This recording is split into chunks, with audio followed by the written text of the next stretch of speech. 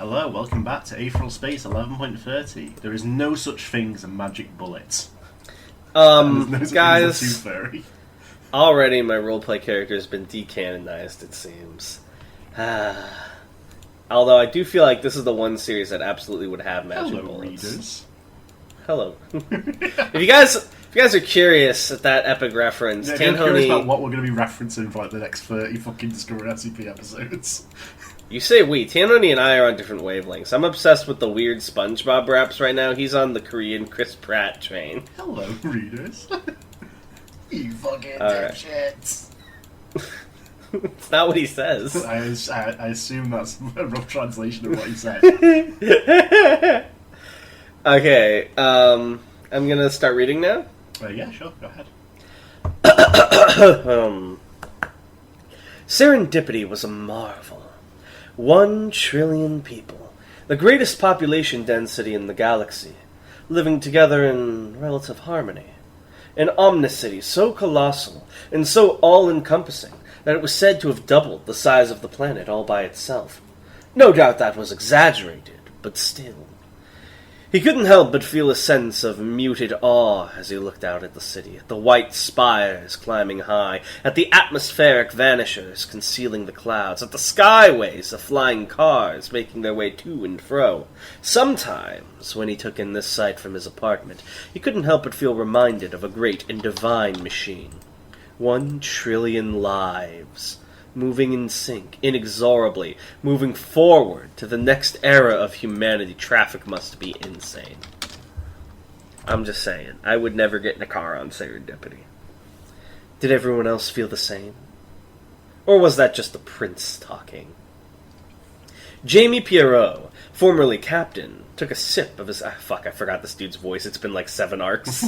Took a sip of his... I'm just gonna make one up. Took a sip of his coffee as he looked out over the capital of the Unified Alliance of Planets. His desk, laser-carved from the wood of an apex tree, was spread out behind him, countless documents cluttering its surface. A glass display case at the side of the cozy room contained his collection of Aether armaments, those he'd been able to claim during his dismissal from Unite Fleet anyway. Indeed, the public did not take kindly to a captain who abandoned his ship, especially when he was the only survivor. The military tribunal had no choice but to discharge him from his post and from Unite Fleet as a whole. The prince had helped him maneuver that dismissal into an honorable discharge, but had provided no more help than that. The reason was easy enough to guess. Whatever the next stage of the grand plan was, it would be better served by him not being part of Unite Fleet. Peace and joy for all mankind. What was the prince's voice? He doesn't really talk. Oh, that's just his inner monologue? In that case, peace and joy for all mankind. Computer, Pierrot said promptly. Dim window, fool. The view of Serendipity vanished as the window faded into an absolute black, and the lights within the room brightened to compensate. Pierrot turned around in his chair to regard his guests. Hang on. Brr, sorry. Your old protege seems to have caused quite the panic, Widow, he commented. I'll ask you again. Do you believe he has a chance of winning? The widow, standing behind the chair of her charge, considered the question. In terms of skill and power alone, she considered.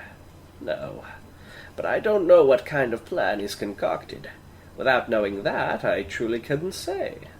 4 people were gathered in the room with Pierrot, all of them considerably more powerful than himself. And yet, curiously enough, they all waited for him to speak. Experience and competence were valuable crops, and he'd cultivated them well. His eyes slid calmly between them. I think this person's name was mentioned vaguely somewhere, wasn't it? Yeah. When was that? Fuck. Part 4. 10 million years ago. Agnes von Winterburn, the young Tsarina of Adris. That was like the fucking frozen prison planet, right? Yeah. Clad in a white fur coat and ushanka. What is an ushanka? It's like one of those fluffy hats. Aww, I want an ushanka now. Her white hair was styled with the exactitude of... Wait, even though she's not in the snowland anymore? Yeah. Or is this like a... It's like a modified version. It looks like warmer than it actually is. Ah, I see. Her white hair was styled with the exactitude of sculpture, and her cogitant blue eyes seemed to glitter in the light. Her gloved hands lay demurely on her lap. What does demurely mean? It's like, oh, like soft. Thanks. That was a perfect description. I'll look it up. Like, that's amazing. I speak They're all like, languages like it's my second language. Her gloved hands lay demurely on her lap, but there was no mistake in looking at her that this was a person of power. All politicians held blades. It was just that hers were made of silk. Behind her, next to the widow, stood the Serena's brother, Rufus von Winterburn. If you didn't know their names, there would be little to let you know they were related. Where Agnes's hair was snow white, his was bright and red as fire.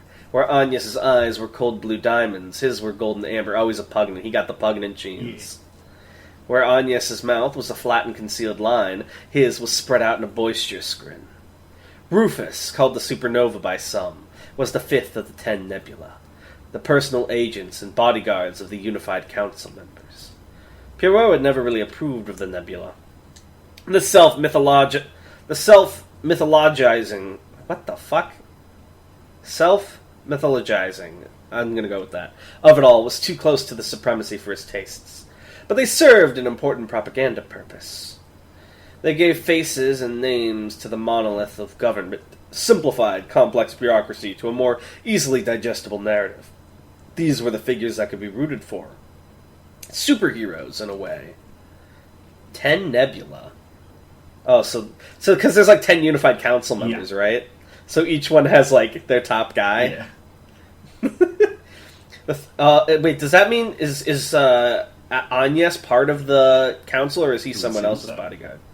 Ooh. The third man in the room was the one Jamie Pierrot... I keep wanting to say Jaime, because of Jack's old character. The third man in the room was the one Jamie Pierrot had known the longest, an old commander of his during his early years in Unite Fleet. Albert Reyes. Is it Reyes? Yeah. Or is it like... Okay. Albert Reyes, the Prime Minister of the Lesser Chain. What? Is that like the remnants of the Greater Chain? Exactly. Ran a finger through his graying mustache as he considered the situation. In Pierrot's memories, he'd seemed so strong and unflinching. But time had taken its toll. Wait, time is a he? Oh, sorry. Gendering time? Yeah, but time had taken its toll, softening him to the ginger affability of an elderly gentleman. 2 members of the Unified Council were here then, in a meeting that officially could never take place. Representatives of is it Adrust or Adrist? Adrist in the Lesser Chain, actively seeking out his counsel. The prince truly worked wonders. It occurs to me, Albert ventured, straightening up in his seat, that some clandestine intervention might be called for here, in this circumstance. While this man Esmeralda has an unfortunate history with the UAP, the records unearthed from Talden speak for themselves. Is the enemy of our enemy not our friend? Perhaps 1 or 2 of the Nebula could bolster Regiment Red in this fight. So are the Nebula, like, contender level? It varies. Some of them are, like, special officer level, and some of them are contender level. Ooh. Agnes clicked her tongue. Oh, what's a good voice for her?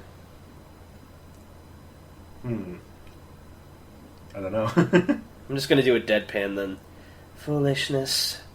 Albert cast her an annoyed glance, waiting for the girl to continue. But she didn't straight away. Pierrot had noticed this. The Serena of Adrust liked to make people wait, drawing people in with silence before expressing her opinion. This is actually a good charisma tactic if you want people to listen. It's like speak Sigma quietly female? and like... Sorry, I just realized what that sounds like. It's like bad Sigma advice. But no. Like a good TM tactic, if you're like DMing, is like whispering or like basically forcing people to have to strain to hear. She did it more often in Pierrot's presence, too. Or rather, the prince's presence. The effect it had on cogitants really was noticeable. Finally, though, Agnes von Winterburn did speak. Say that we send my brother here to Elysian Fields, or one of the others. Forgiveness irons, perhaps, if we didn't want to lose any good men. Say that they failed and were killed, as people often do. When the corpse of a nebula is unearthed on Elysian Fields, essentially attempting the assassination of their head of state, what do we give the supremacy? Pale excuses? No. We are best served keeping our distance in this matter. Rufus leaned over his sister's shoulders. If it comes down to it, some of the old routes into Supremacy territory are still intact. I could get some guys over there real quick. Pierrot smirked ruefully to himself. The UAP had been at war with the Supremacy in some form or another for the entirety of its existence. Fuck you, fuck you, fuck you, fuck you, What? fuck you. You said that the one-shot wasn't canon because the UAP and the Supremacy weren't at each other's throats in the beginning. In some form or another. You fucking decanonized my one-shot for no reason. Explain yourself. Well, my contention with it was that the Supremacy was like basically the same as the modern one, but just like back in time, so it wasn't like fully developed at that point. Guys, downvote this video to show your distaste with Dano. Upvote to show you your protest. Protest? Yeah. There were countless secret light points capable of launching forces right across the border, and Pierrot expected the same was true for their adversary. The situation will become chaos before long, Agnes insisted, her quiet voice overpowering her brother's booming one. A wildfire. The best we can hope for is not to be part of the kindling. Don't you concur? Pierrot leaned back in his seat, massaging the bridge of his nose. The Tsarina had a good sense for these sorts of things, but in the end what she was proposing was stasis, a maintenance of the current situation. Back on the Unite Regent, that had been the course of action that Pierrot and the Prince had preferred. But now things felt different. Now it felt like they were allowing an opportunity to pass them by. I don't want to mispronounce this. How do I say the last name? Jurong, I believe? What of Shen Juron? Pierrot said, rubbing his beard. What does his faction intend? You're friendly with Nebula too, aren't you, Rufus? Rufus shifted on his feet. That's the merchant, right? Rufus? Rufus is the brother. Oh, okay. Jurong and his group are going to vote to fortify the borders, I think. If the Supreme dies, they want to be ready for whoever comes next. Aber Fassad have said they're staying out of it, though. Pretty sure that Paradoxia are doing the same. Pierrot considered it further, looking to Albert. And Pendershi? Albert scoffed, crossing his arms. That eccentric! I imagine he'll side with whoever promises him the bigger research grants. He's happy enough playing with his mushrooms. Oh my god, Pendershi? Founder of Panacea, I assume? No. Oh, well, there's Pan in the name, so do tell. Maybe if you guys been reading, you may remember Pendershi. If you can post where he was from, I'll give you a treat. Where's he from? Well, I can't just say now. Why? You already wrote it, you said so. He was mentioned back in Arc 8. He was in part of Arc 9, I think it was actually. He was one of the sort of info blurbs. Huh. Don't underestimate that man, Pierrot warned. I find myself disliking him. Why is my throat already starting to hurt? I haven't even read that much. Because I used the curse hand. Take it off. No. Alright, well then you can read the rest of the chapter. No, that's not really it. In actuality, it was the prince that seemed to dislike Zephyr Pandershi, the leader and dictator of the Pandershi Foundation. He knew too much, saw too clearly, and dreamed too dark. If it weren't for his position on the Unified Council and the usefulness of his innovation to the UAP as a whole, the prince would have had him killed long ago. That was the extent of its enmity. Or did Pierrot dislike him as well? It was hard to say. These days it was difficult to tell where Pierrot ended and the prince began. The meeting of the Unified Council will take place before long, Agnes said quietly. How do we proceed? Unlike the civilian government of the Supremacy, the UAP formed more of a democratic pyramid. Populations of planets selected a representative for those planets. Those people then selected a representative for their system as a whole. Oh my god, it's like a fucked up electoral college. Yeah. Jesus Christ. Your whole planet gets one guy that gets one vote on who runs the system. That gets what? Oh my god, that's awful. That's a scheme. You know what that is? Because I bet that's the perfect system for UAP, right? Because it sounds super democratic, like everyone gets equal voice, right? But what it really is there's only a small number of people you have to actually bribe. Which is so fucked. Oh, man. Until you reach the Unified Council. The 10 ultimate decision makers in the UAP, who voted on all matters. Why would they make it 10 so that they could have ties? That's so fucked. There is a tiebreaker thing in there. The royal tiebreaker! And they flip a coin. Pierrot did not have control over all 10, and so could not make decisions directly. But the prince understood the factors that drove these people, and so could encourage certain outcomes. Vote for no action, he finally advised. Don't move troops to the border either. We don't want to give whoever next takes command in the supremacy any excuse for an attack. Whoever next takes command. Whoever takes command next. Yeah, whatever. Few words were exchanged after that as the gathering disbanded, Albert, Rufus, and Agnes leaving to attend the meeting of the Unified Council. Only the widow remained, standing as she peered through the display cases at his aether armaments. "Something wrong?" Pierrot asked, looking up from his script. Behind him, the window had cleared once again, sunlight streaming in. The widow glanced at him.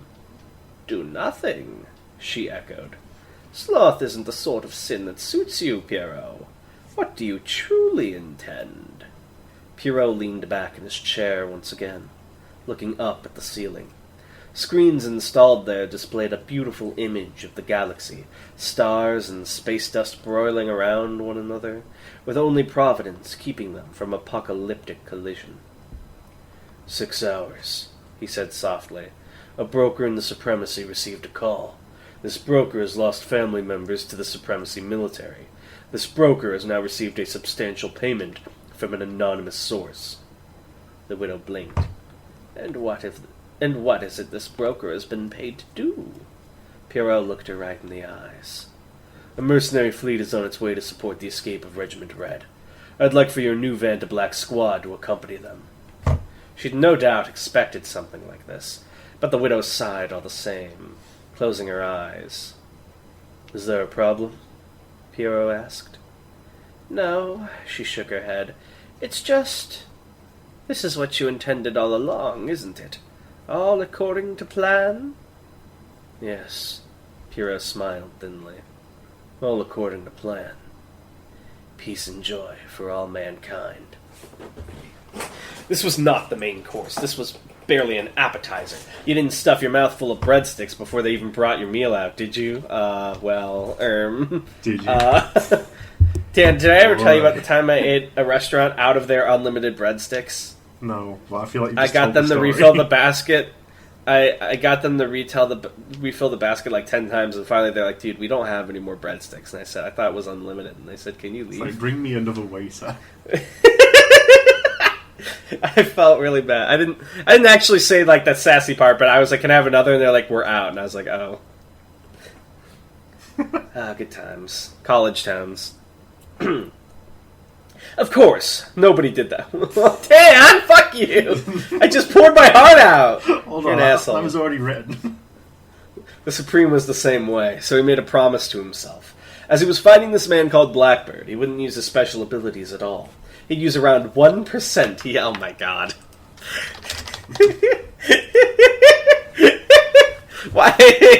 Why do villains do this? It's fun. The equivalent of a pinky finger. After all, that was the only way to make a fight like this fun. Is it really fun if you're like constantly restraining yourself? Yeah. Bang! As Johann fired off another round at the Supreme, he dropped down to the ground, body so flexible that he was nearly doing the splits. The bullet, sparking and flashing with bright purple aether, sailed over the Supreme's hair and thudded uselessly into the rock behind him. But this time, at least, he had the chance to observe it. Yes, the first time Blackbird had fired it had been a surprise attack. But the Supreme had gotten a strange vibe from it all the same. This confirmed it. He'd been able to see the launch of the attack this time, the actual act of firing the bullet. Even without using analysis, he'd observed well. When Blackbird had fired off that aether-infused bullet, he'd cleared out his own defensive aether first, just for a second. Oh, I just had a sad thought. What? Do you think the Supreme sometimes just uses analysis to hear Adrian's voice on, like, pointless shit? Oh. This was an attack that must not come into contact with one's own aether. As the Supreme... By the way, why didn't he just drop his aether when he wanted to die in the lava? Because he wants to die in a cool way. Oh, I see. This was an attack that must not come into contact with one's own aether. As the Supreme kicked off to the side, leaping onto a more flat piece of terrain, he named it.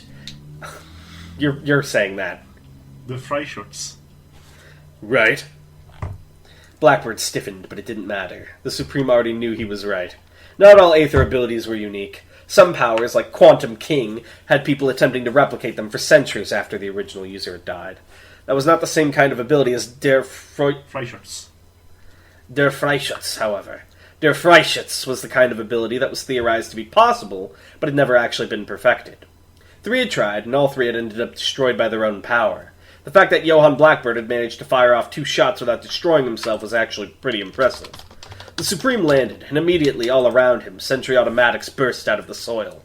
As one, they fired off their payloads, Neverwire nets latching onto the Supreme's form. He heard the telltale hum as electricity ran through the substance, and then, a second later, a snap as the Neverwire exploded off of him like fireworks, overwhelmed by sheer power. The Supreme shrugged off the remnants of the Neverwire, letting it fall to his feet, and looked up the hill towards Blackbird. Johann was still pointing his rifle arm at the Supreme, but he hadn't fired yet. He'd learned from the first 2 attempts then. He wouldn't take a shot unless he was certain it could hit. "You shouldn't rely on a party trick like Neverwire," the Supreme advised. "There's only so much that stuff can take, you know?" "Oh my god, it has limits?" Johann said nothing, but oh, those eyes were narrowed. I guess you need more Neverwire to suppress bigger Aether. Yeah. This guy wanted to take the shot so bad. He was a real hater. "Der Freischutz," the Supreme continued, cracking his neck, judging distances and efforts. "It's supposed to use the enemy's Aether as the fuel for an explosive attack. Pretty ingenious, if you ask me. No matter who the target is, so long as they're an Aether user, you can kill them in one shot. In fact, the stronger their Aether is, the more effective Der Freischutz gets. It's a real magic bullet, so long as you don't blow yourself up. You put that together yourself, pal? How do you blow yourself up with it?" By hitting your own Aether. Oh. So you can't so how do you do it without putting your own Aether in it? You have to, when you fire, you have to stop doing everything else. Oh, that's fucked. How many shots did he have? That was the part that mattered. If the Supreme just charged... I also like the lore that there are... Because that makes sense to me with how many people there are and how long Aethers existed, that there would be, the same technique copied. Or, you go on YouTube and it's tutorial technique. How to make sticky hand. Or whatever the fuck. How many shots did he have? That was the part that mattered. If the Supreme just charged right in, he'd be making himself... Is it forcing people to burn? Is that how it works? So it's sort of like Curse Hand. Interferes with your Aether and just makes it blow the fuck up. That's amazing. He'd be making himself an easy target. But what if you're not channeling any Aether? Well, it does nothing. Then the Supreme should just fight him barehanded. And then it's still a bullet. Oh, yeah. He had to figure out when Blackbird would need to reload. Oh, wait, who's saying this? An unfamiliar voice. "Leaper Demon King!" roared an unfamiliar voice. The ground behind the Supreme exploded upwards, a tidal wave of soil and stone, before reconstituting itself into a massive upper body. The landscape sculpted into a puppet, a huge elephantine trunk swinging from the middle of its indistinct features. Ganesh? As the Supreme turned to look at it, the elephantman lashed out and seized him between 2 of its massive hands. "Johann!" the Titan roared. "Do it now!" The Supreme remained limp as he was held up high and tight in the giant's hands. Johann Blackbird hadn't come here alone then. He had allies waiting in the wings. This guy's ability was Leaper Demon King then, and it seemed to allow him to turn the landscape into a facsimile of his own body. Bang! Blackbird fired Der Freischutz once again. The bullet would reach the Supreme in a fraction of a second. The Supreme began to blink. He wasn't terribly interested in the impending bullet right now. How did this Leaper Demon King work? That was the important question. Was this guy manipulating the Earth from a distance, or was he inhabiting it personally? Wait, how is he... He doesn't have cogitant brain power. How is he thinking so fast? He's just got that much battle IQ. Dan! Make the lore make sense! He's built Dan! So he's basically a cogitant. The Supreme would win. It's skill. Dan... It's like in JoJo where it shows Rohan thinking. I understand. I have to remember this is anime. This is an anime series. If I understand that, I can allow this. But then what is the point of cogitants with their super perception? Because we can't all be the fucking Supreme. Alright. The Supreme would win either way, but the answer would determine the method. Judging from the strength of the construct and the reduced visibility from the forest fires, the Supreme guessed this was the latter. This guy had recorded himself into Aether and was inside the construct, possessing it. If so, that made things simple. Der Freischütz would detonate the instant it made contact with Aether. Even assuming this was a perfect execution of the ability, that still left a glaring weakness. The Supreme finished blinking. Aether ping. Ah! I thought about that! I should have said it out loud. I thought about that. Like, can you blow it up early? Although it goes so fast, it's a bullet. How is he pinging that fast? You've seen him do it from space. Man. The wave of golden aether burst outwards from the Supreme's body, leaving him defenseless for just a split second as it radiated out. Tracing how much more of a split second versus fraction of a second? It's fraction smaller than split. It's as it radiated out. Oh my god, I'm going to kill you. Tracing the shape of the golem holding him, and making the barest amount of contact with the incoming bullet. This is going to be one of those scenes, like... Have you ever seen when they cut it together in JoJo where it's like... Dio versus Jotaro, but they take out the frozen time parts? And it's like really fast? Yeah. It's just that. The explosion was immediate, a shining golden fireball that engulfed everything. Der Freischütz ignited the wave the Supreme had released, and then transferred over to the second aether that wave was touching, the aether of the man holding him.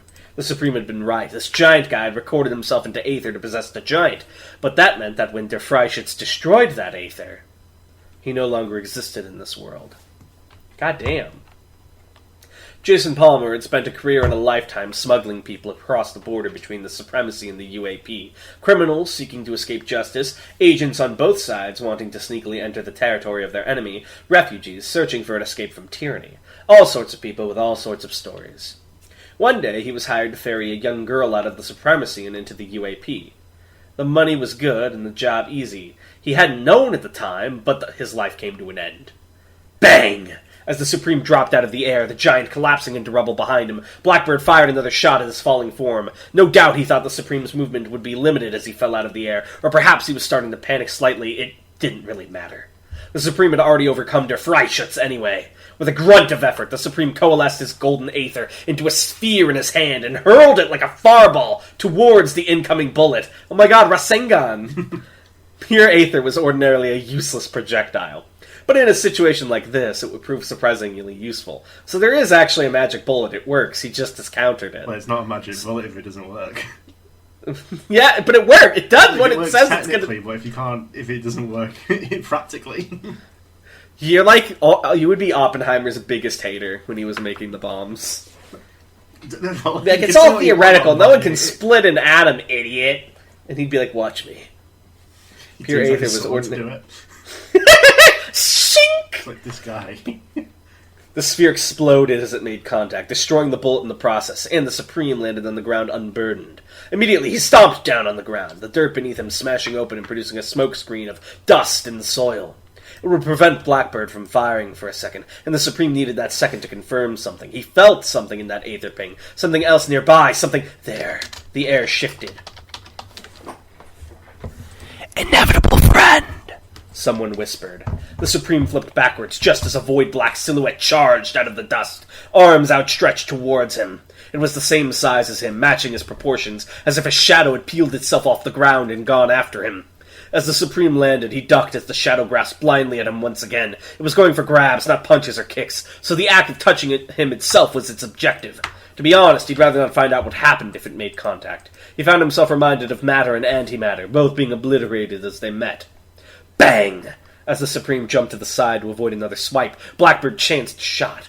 The bullet pierced through the smoke and barely missed the Supreme's shoulder, but he did not spare it even a glance. His attention was entirely focused on the enemy before him.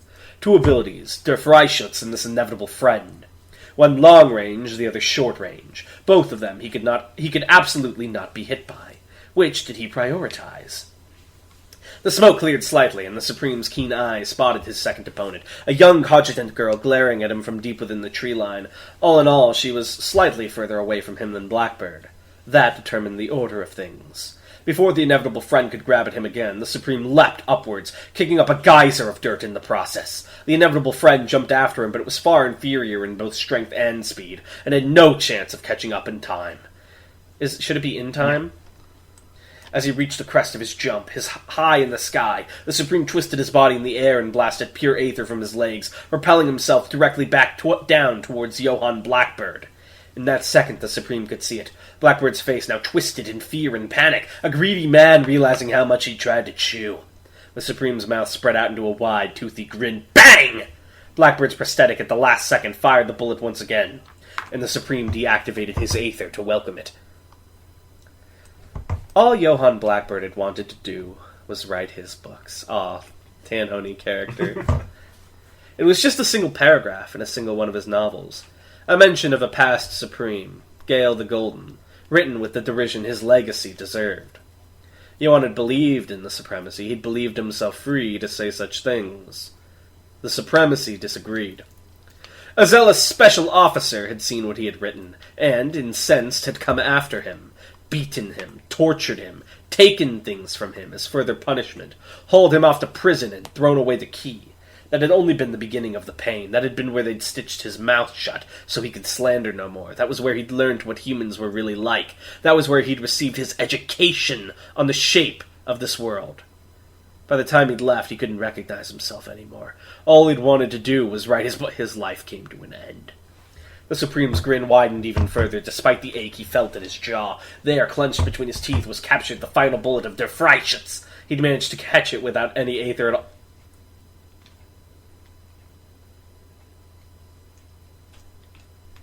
Perhaps there is a aether thing. Perhaps it is being hinted at. Aether tick, sorry. Tanhoney? Yeah. What do you mean he caught a bullet with his teeth without any aether? He just did. Even if he could do that fast, the force would cause the bullet to explode. There's an explanation in the next sentence. Okay. I'll believe in you, but if it's not a good explanation, I'm going to be very disappointed.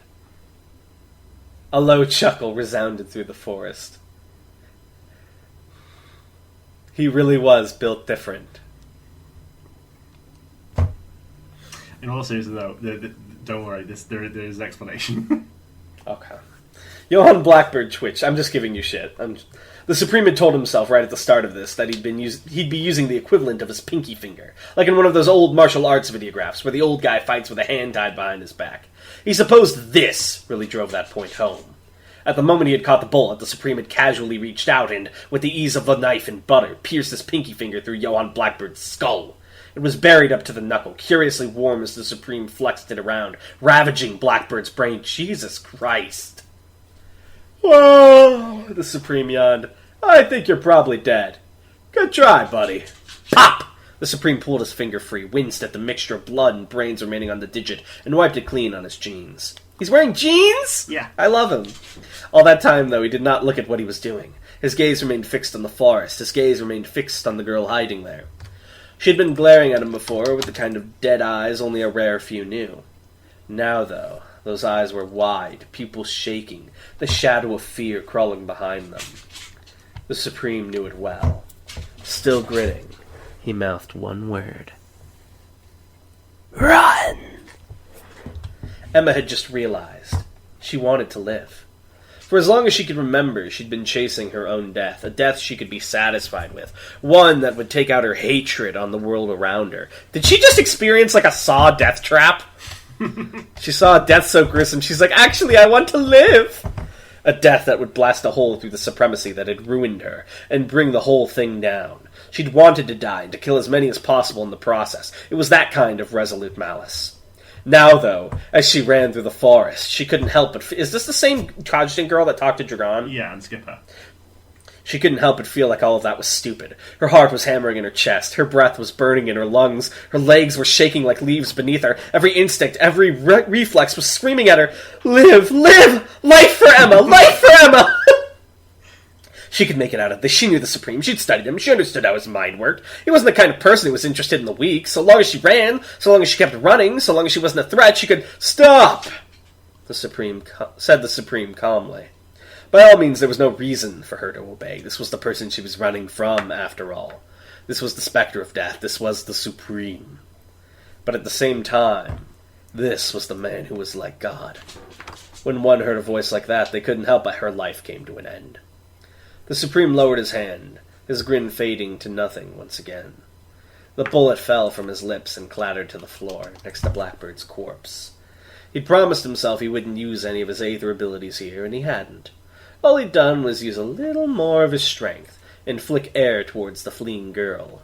Against weaklings, even air was enough to blow their heads off. Now that was a real magic bullet. Well, well, well, once again, the title has been disproven. Well, well, well. Although that is kind of fucked, what he just did. Jesus Christ, dude. I don't care about his traumatic backstory anymore. Fuck the Supreme. He glanced up as blue aether crackled through the air, coalescing once again into the form of the cogitant boy. The kid was lucky, all things considered. If der Freischütz had come into contact with the aether he'd recorded himself into, he'd have been annihilated. If nothing else, he was skilled at keeping out of the danger zone. The kid looked pale, though, sweat running down his skin as he looked at the scene of carnage before him.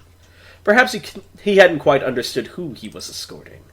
The Supreme stood tall, flicking the last remnant of brain matter off his pinky and onto the floor. "How much longer?" he asked again. It wasn't quite sunset, but you could see it from here. Skipper took a swig from the bottle of wine as he reclined on the picnic blanket, savoring the sweet aftertaste of the drink. His basket rested empty beside him, the sandwiches and protein it had previously contained long since devoured.